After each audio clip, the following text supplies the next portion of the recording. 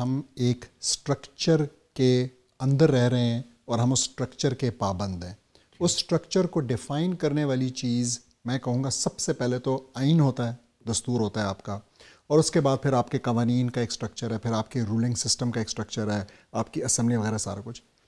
میں یہ چاہتا ہوں کہ آج اس پروگرام کے توسط سے ایک بحث چھڑے اس ملک کے اندر, اور وہ بحث یہ ہے کہ دیکھیں ہم نے اس آئین کے اندر بے شمار تقریباً 27 ترامیم تو ہم کر چکے ہیں. آگے ہمیں پتہ ہے یہ کوئی آخری نہیں تھی, 28ویں 29ویں 30ویں بھی ہوگی. اس کا مطلب یہ ہے کہ جب ہم ترمیم کر رہے ہیں تو ہم یہ کہہ رہے ہیں کہ یہ ناکافی تھا, اس کے اندر کچھ امپروومنٹ کی گنجائش تھی اور وہ ہمیں کرنے کی ضرورت ہے. تو میں آج یہ ڈیبیٹ شروع کرنا چاہتا ہوں کہ اگر یہ آئین ناکافی ہو سکتا ہے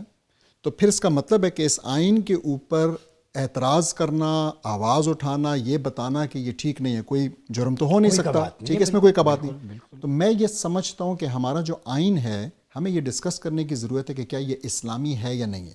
میں یہ جانتا ہوں بہت اچھے طریقے سے ایکسیپشنز ہیں اسلامی دفعات کی, ان کو چھوڑ کر ایگزیکٹ, ہاں, لیکن سوال یہ ہے کہ کیا وہ ایکسیپشنز جو اسلامی دفعات ہیں وہ اس کو اسلامی بنا دیتی ہیں اور اس سے نتیجے میں نکلنے والی ریاست کو اسلامی بنا دیتی ہیں نہیں. That's the question actually. تو اگر وہ نہیں بناتی تو اس کا مطلب ہے کہ اس کو فنڈامنٹلی چینج ہونے کی ضرورت ہے. میں یہ سمجھتا ہوں کہ یہ ایک حساس ٹاپک ہے, لیکن میں کچھ مثالیں دینا چاہوں گا لوگوں کو ذہن کو کھولنے کے لیے. سو فار انسٹنس, کیا یہ آئین مسلمانوں کی وہ یونٹی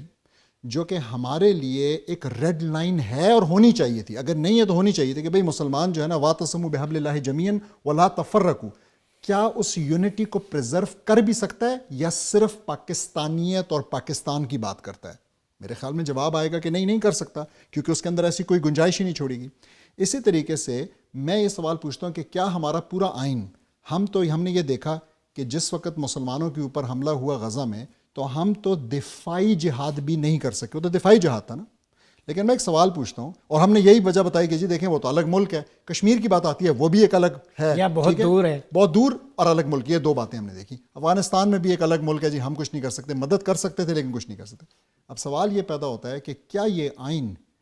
اقدامی جہاد کی بات بھی کر سکتا ہے, اجازت دیتا ہے؟ میں پوچھ رہا ہوں کہ کیونکہ ہم تو جانتے ہیں رسول اللہ صلی اللہ علیہ وسلم نے اس دین کو پھیلایا, ایک جگہ سے شروع کیا, اور ہم جانتے ہیں کہ رسول اللہ صلی اللہ علیہ وسلم صرف خطوط نہیں لکھے بلکہ افواج بھی بھیجی, اور اس کے بعد یہ سلسلہ جو ہے وہ خلفائے راشدین جن کا بھی آپ نے نام لیا انہوں نے جاری رکھا, اور اسی کی وجہ سے اسلام کا نظام مسلمان نہیں بنائے تلوار کے زور سے, لیکن اسلام کے نظام کو جو کہ اصل میں جسٹس ہے, انصاف ہے, اس کو پھیلایا اور لوگوں تک, دنیا تک پہنچایا, مائنورٹیز کو بھی رائٹس دیے. ایگزیکٹلی. اور اسی طریقے سے ہم جانتے ہیں کہ قرآن یہ کہتا ہے کہ یہ تو آیا ہی لیظہرہ علی الدین کلہ, اور ادیان کے اوپر ظاہر غالب ہونے کے لیے آیا. تو میرا یہ خیال ہے کہ یس, ہمارے اس آئین کے اندر کچھ ایسی دفعات جان بوجھ کر ڈالی گئی ہیں جو کہ اسلامی طبقے کو تھوڑا سا آرام سے بٹھا دے, ان کے اندر سے جو ہے نا وہ جو ایک ریزسٹنس ہوتا ہے اس کو نکال دے, مگر وہ اس قدر چلاکی سے کیا گیا ہے کہ اس کے اوپر الگ سے ایک پروگرام بن سکتا ہے کہ اس سے آپ کبھی بھی دین نافذ نہیں کر سکتے.